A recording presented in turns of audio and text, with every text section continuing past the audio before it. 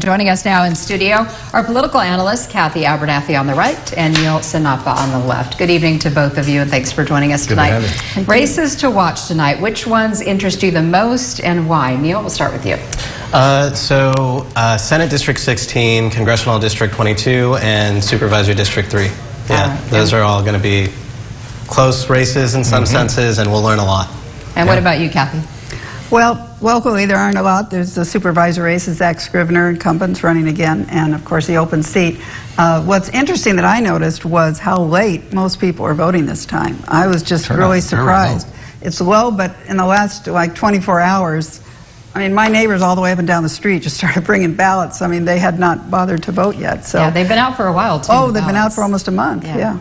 But voting in a midterm primary is often low, and we're lucky to hit 30%, if memory serves, here in Kern County, right? Right, I don't know if we'll even get to that. Maybe we will, but that's true. I got to ask you, do you think this primary will be any kind of a test to determine just how long of coattails Donald Trump has and whether those coattails extend here in the Valley?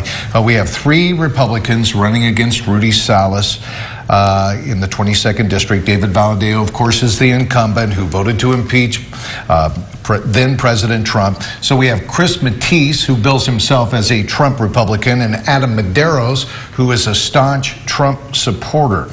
So what do you think, Kathy? Is it conceivable that the Trump factor will prevent David Valadao from advancing to a runoff in November?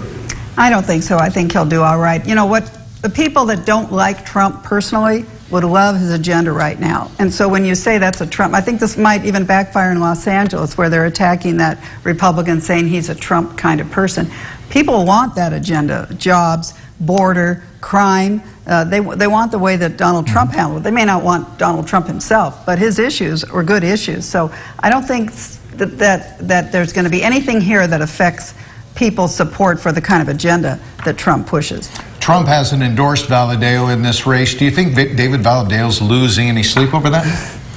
Well, no, I don't know that it concerns him. He's in a heavily Democrat seat. On the other hand, I thought it was interesting that Nancy Pelosi's Political Action Committee are running ads for one of Valadao's opponents, and they say he voted to impeach Trump like it's a positive. So I thought that was interesting. But I think that, again, the issues that Donald Trump ran on and the record he had, I think people support. Okay, Neil Sinapa, what do you think? Rudy Salas running against these 3 Republicans, he'll make it to a runoff, no doubt about that, huh? Yeah, no, he'll definitely make it to a runoff. What you were saying before about Trump, Trump wasn't popular in the Central Valley. I mean, he is popular amongst Republicans in the Central Valley, but if you look at CD22, what used to be CD21, we can basically say that those lines are very similar, right? And Trump, every time he was on the ballot with a Republican running for Congress, that Republican running for Congress did better in that respective congressional district than Trump did. So Valadao, if anything, wants to distance himself from Trump more so than go closer to Trump, right? And so, yes, like when you want to pitch to that, far-right conservative Republican, sure, Matthees, I hope I'm saying his name correctly. Matisse, is going to attract those folks. But Valadao, there's a reason he voted to impeach.